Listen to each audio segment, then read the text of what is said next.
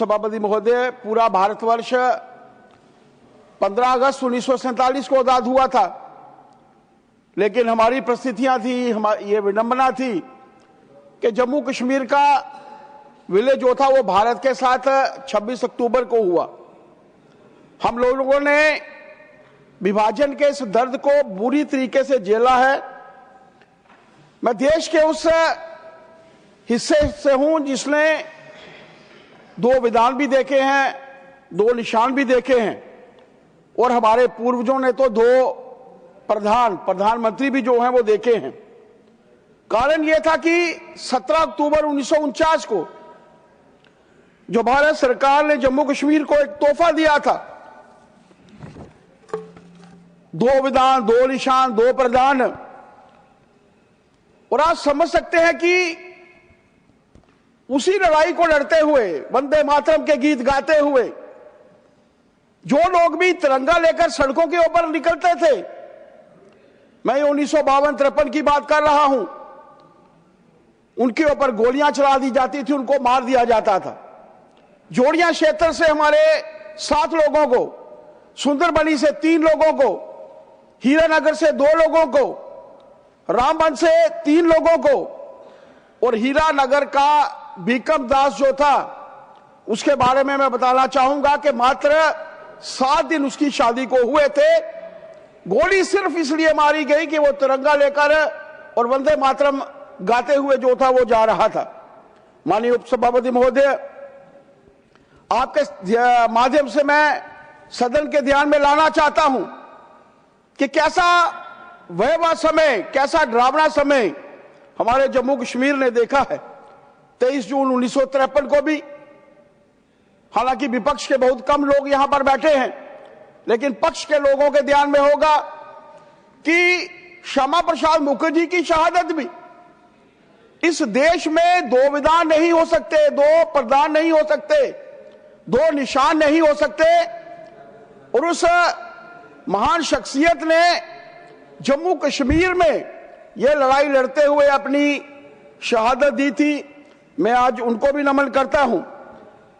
लगभग 70 वर्ष की त्रासदी आजादी के बाद, जम्मू कश्मीर का भारत के साथ विलय होने के बाद हम लोगों ने देखी है, अत्याचार देखा है, आतंकवाद देखा है, अलगाववाद देखा है, और एक समय ऐसे भी आया कि जब देश के प्रधानमंत्री जी के नेतृत्व में 5 अगस्त 2019 को वो काला धब्बा जो हमें भेंट के रूप में, 370 के रूप में, 35A के रूप में हमें एक झुनझुने की तरह थमाया हुआ था, उसको हटाया गया, हम आजाद हुए।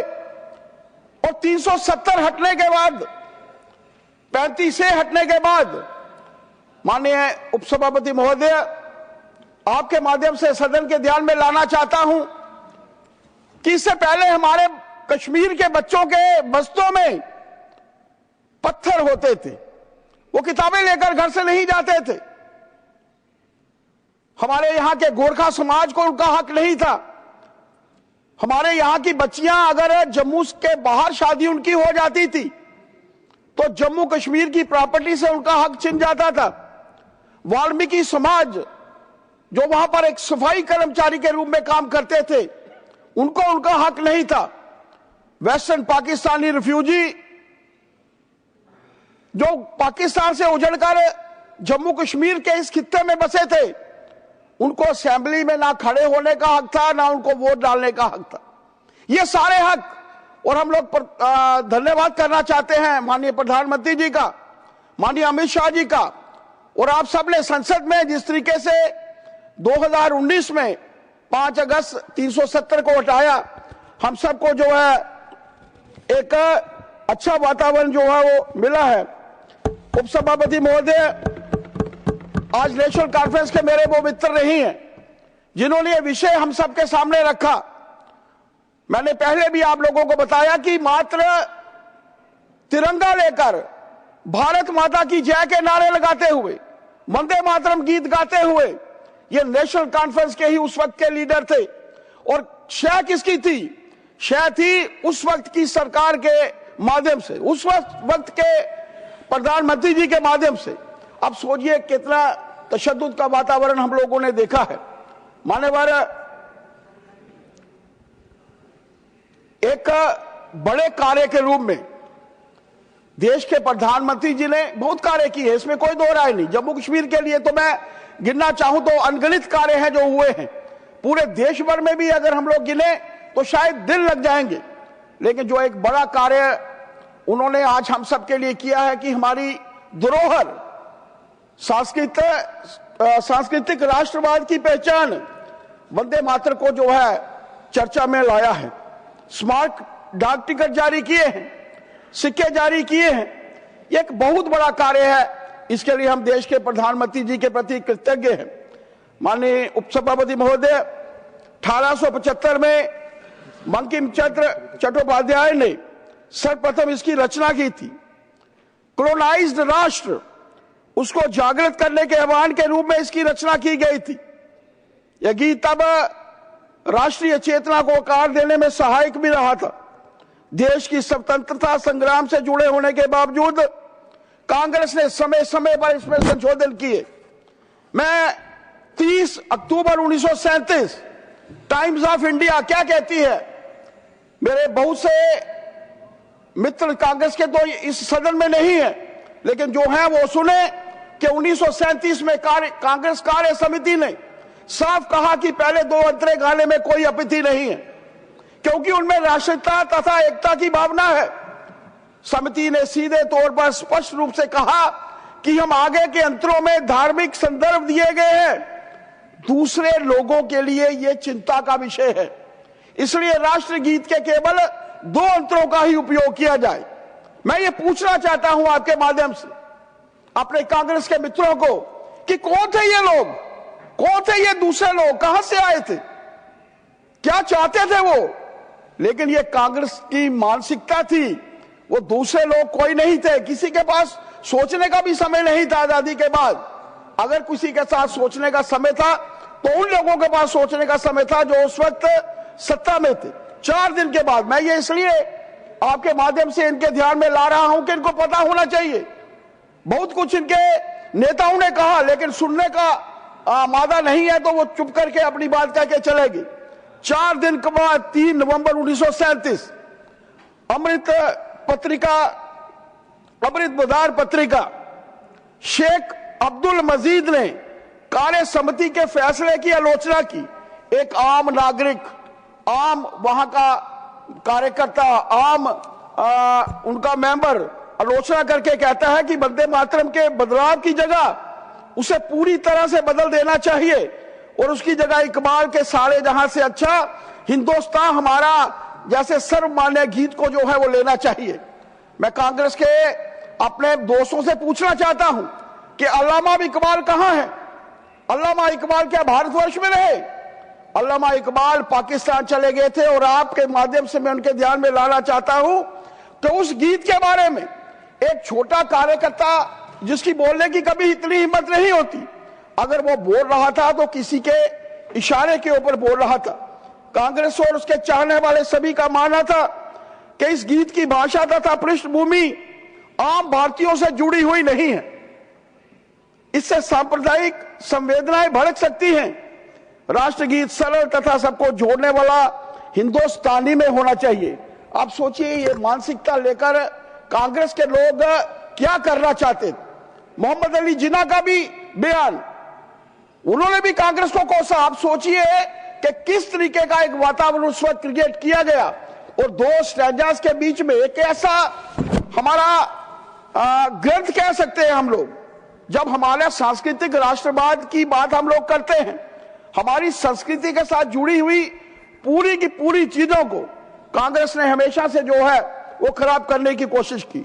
माननीय सभापति महोदय, 1875 में ब्रिटिश शासन की शुरुआत हो चुकी थी। 1857 के विद्रोह के बाद लोगों के मन में एक आशंका थी कि क्या हम लोग खड़े हो पाएंगे, क्योंकि परिस्थितियां ही कुछ ऐसी थी। 1000 ईस्वी में जब पूरा भारतवर्ष 1/3 विश्व की जीडीपी जो था वो रिप्रेजेंट करता था, लगभग चाइना के साथ हम लोग बराबर खड़े थे। उसके बाद मुगलों का शासन, उसके बाद लगातार से हमारे ऊपर आक्रमण, उसके बाद अंग्रेजों का जो शासन था, उस शासन के बाद भारतवर्ष की स्थिति ऐसी थी कि लोगों के मन में आशंका थी कि क्या कभी हम लोग खड़े हो पाएंगे। उसी समय बंकिम चंद्र चटर्जी ने इस स्रोत की जो थी मानव स्थापना की थी।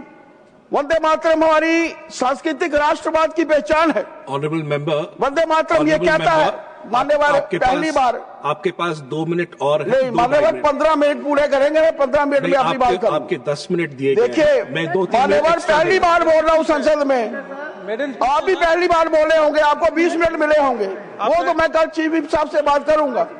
पहली बार बोलने का भी मौका हमें पूरा नहीं मिलेगा। धन्यवाद आपका।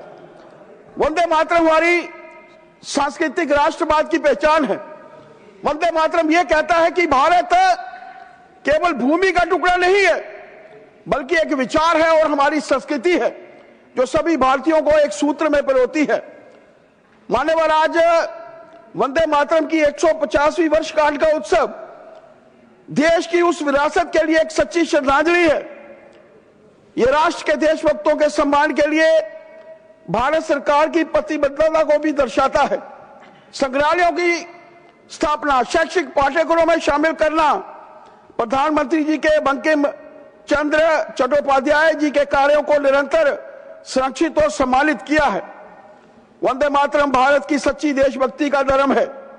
150वीं वर्षगांठ राष्ट्र को यह भी याद दिलाती है कि वंदे मातरम केवल गीत नहीं था, बल्कि भारत के राष्ट्रीय और सांस्कृतिक राष्ट्रवाद को दिखाता है। सभापति महोदय, वंदे मातरम को जो भारत की स्वतंत्रता संग्राम का प्रतीक था, उसे भी दमन का सामना करना पड़ा। ब्रिटिश सरकार ने पूरे बंगाल में और उन स्कूलों में, कॉलेजों में सार्वजनिक गायन पर प्रतिबंध लगाने के लिए परिपत्र जो थे वो जारी किए। रंगपुर के छात्रों पर जुर्माना लगाया गया। बरिसाल में बेलगाम तथा जुलूस को कुचलने के लिए लाठीचार्ज जो था वो किया गया। उन स्थानों की मान्यता रद्द की जहां पर वंदे मातरम जो था वो गाया जाता था। उपसभापति महोदय, बंकिम चंद्र चट्टोपाध्याय जी की रचना वंदे मातरम, उसके प्रत्येक भाव का एक गहन महत्व है। प्रधानमंत्री जी का एक वक्तव्य मैं जरूर इसमें बोलना चाहूंगा। यद्यपि यह गीत औपनिवेशिक काल में रचा गया था, फिर भी इसके शब्द सदियों की गुलामी की छाया में कभी सीमित नहीं रहे। यह पराधीनता की समृद्धियों से मुक्त रहा, इसलिए वंदे मातरम आज भी हर युग में प्रासंगिक है। जब बंकिम चंद्र चटर्जी ने वंदे मातरम की रचना की थी, तब भारत उस स्वर्णिम युग से बहुत दूर जा चुका था। विदेशी आक्रमणों, लूटपाट, शोषणकारी औपनिवेशिक नीतियों ने देश को गरीबी और भुखमरी से ग्रस्त कर दिया था। इसलिए आज के संदर्भ में भारत के स्वर्णिम युग के पुनरुत्थान के लिए एक आह्वान के रूप में ये जो है वो कार्य कर सकता है। मान्यवर, मैं आपके ध्यान में ये कांग्रेस की नीतियां और कांग्रेस की सोच, थोड़ी देर पहले वो बंगाल के बारे में जिक्र कर रहे थे। वंदे मातरम हमेशा से विपक्ष की उपेक्षा का शिकार रहा है। मुत्ताहिदा मजलिस-ए-उलेमा इस्लामी धर्म समूह है, मान्यवर, जमाते इस्लामी राजनीतिक समूह है, खुलेआम वंदे मातरम का विद्रोह करते रहे और ये वजन राष्ट्र का प्रतीक है, गैर इस्लामी है और इसे हमने नहीं गाना है। आपके ध्यान में रहे मान्यवर, कांग्रेस ने केरल में वेलफेयर पार्टी ऑफ इंडिया जो जमायत इस्लामी द्वारा सपोर्टेड थी उसके साथ गठबंधन किया था। आप सोचिए इनकी नीतियां क्या थी। कांग्रेस की नीतियां हमेशा से इस देश को जो थी बांटने में लगी रही। सत्ता में पाने के लिए अगर इस भारत का अगर विभाजन हुआ, एक बड़ा विभाजन हुआ, तो दो बड़े नेताओं को यही सोच थी कि हम लोगों को इस देश का प्रधानमंत्री बनना है। किसी को सोच थी कि मुझे पाकिस्तान का प्रधानमंत्री बनना है, लेकिन देश हमारा कहां पहुंचा। और आप जब जम्मू कश्मीर के संदर्भ में बात कर रहे हैं, तो मान्यवर मैं आपके ध्यान में लाना चाहता हूं कि जम्मू कश्मीर ने भी वो देखा है, और वो देखा है तो सिर्फ कांग्रेस की नीतियों के चलते, जिसमें कितने लोगों ने कितने दिन, और मैं कल देख रहा था कि कल एक महानुभाव कह रहे थे कि कितने सैकड़ों किलोमीटर दूर पार करने के बाद आतंकवादी आए हैं। मैं आपके ध्यान में लाना चाहता हूं कि भारतीय जनता पार्टी की सरकार तो 2014 से थी उससे पहले से भी आतंकवाद लगातार फैल रहा था। मैं मंत्री रहा, हम लोगों को डर होता था कि कब आतंकवादी हमारे घरों में घुस आएंगे। हालांकि वहां पर सिक्योरिटी रहती थी, लेकिन एक वातावरण जो वहां पर क्रिएट किया गया था वो ऐसा था कि जिसके चलते पूरा कश्मीर जो था वो दाएं से जो था वो त्रस्त था। 16 मिनट माननीय सभापति महोदय, मैं बस थोड़ी सी बात करके अपनी बात समाप्त करूंगा। वंदे मातरम की 150वीं वर्षगांठ स्वदेशी के विचार को भी प्रतिध्वनित करती है। आत्मनिर्भर भारत बनने का जो सपना हम लेकर चल रहे हैं वो बिना स्वदेशी के संभव नहीं है। प्रधानमंत्री जी ने स्वदेशी खरीदने पर जोर दिया है ताकि घर का पैसा घर में, देश का पैसा देश में रहे। ये सब राष्ट्रीय विकास में जाएगा। और अंत में मैं यही कहूंगा कि मैं बिल का समर्थन करता हूं। दीनदयाल उपाध्याय जी का एक वाक्य करके बात करके कि उन्होंने कहा था कि लोक शक्ति का निर्माण करके स्वराज से सुराज बनाने की कल्पना, वो आज देश के प्रधानमंत्री जी के माध्यम से ये संपन्न हो रहा है। हम लोग पुनः आपका भी और माननीय प्रधानमंत्री जी का भी आभार प्रकट करता हूं कि आज मुझे इस मेडल स्पीच में बोलने का आपने मौका दिया है। बहुत बहुत आभार। वंदे मातरम। श्री हरीश बीरेन जी। Thank you, Vice Chairman, sir. Thank you for calling me and giving me an opportunity to speak on this topic. Sir, the greatest pride for all of us is that we were born in this country that is so diverse. Sir, I can say with pride that there is no other country like India in the whole world. This diversity defines our country. Diversity defines India. We have got different religions, we have got different languages, we have got different cultures, which we cannot see in any other country in the world. Now, the Constitution was drafted with this in mind, this diversity in mind, and the principle of inclusivity was embedded into the Constitution. Naturally, sir, being a pluralistic society, there will be clash of ideas. There will be clash of political ideas, there will be clash of religious ideas, there will be clash of ideological ideas. Now, to hold everyone together must have been the biggest challenge at that point of time of our forefathers. Now, that particular challenge of holding everyone together and not to divide must have been the guiding principle of all our forefathers. Now, consensus building must have been the main guiding factor at that point of time. And why was this consensus required? Consensus building was required to build the nation and to have the nation and to move the nation forward. Now, this is reflected in various decisions of our forefathers. But unfortunately, there has been several instances in the recent past to break this consensus path on which the nation was built. Now, sir, I say that the reason to discuss Vande Mataram now, which is a settled subject according to me, is to divert the attention from real and genuine issues. I have to flag two issues, two reasons over here. One is the impending West Bengal election. Now, before any election, there has to be a narrative. We have seen that. Now, we have seen how Shengal, which is placed in the Lok Sabha now, has been brought from Tamil Nadu as a narrative building exercise. Now it is a part of the parliamentary procedure over there. That this particular Shengal was there as part of the changing of getting the rule or something of that sort. Now, second is about the distortion of history. Now, from yesterday onwards, we have been hearing about Pandit Nehruji. For whatever wrong, whatever bad things happened to India, the reason is Pandit Nehru. So I saw a troll the other day in social media that the real reason for the crisis of Indigo is one man, and that is Pandit Jawaharlal Nehru. So that is a kind of, what do you call, the allegations against Pandit Nehru, which according to me is completely distorted. Please now, conclude. Sir, just 1 minute, just 1 minute. Now, sir, we don't need any lesson on patriotism, particularly from a party which have not participated in the freedom struggle. Now, sir, we have to actually prioritize the issues. There are a lot of burning issues in this country. Now, sir, we cannot actually go out and sing Vande Mataram for 50 minutes in India Gate when the air quality index is 400 and 500. This is a priority issue. The free falling rupee is another issue. Now, sir, I belong to just 30 seconds, I'm concluding. Sir, I belong to a party, Indian Union Muslim League, which was founded by Qaid-e-Millat Muhammad Ismail, who was a member of the Constituent Assembly. And this particular party had a representation in both Lok Sabha and Rajya Sabha since inception till today. Till today. Now, sir, therefore, let this Vande Mataram discussion be an inspiration to fight against air pollution in Delhi. Let this Vande Bharat discussion be an inspiration to fight against the falling rupee. Let this Vande Bharat discussion be a fight against the unemployment. Let this Vande Mataram be an inspiration to fight against the price rise. Jai Hind.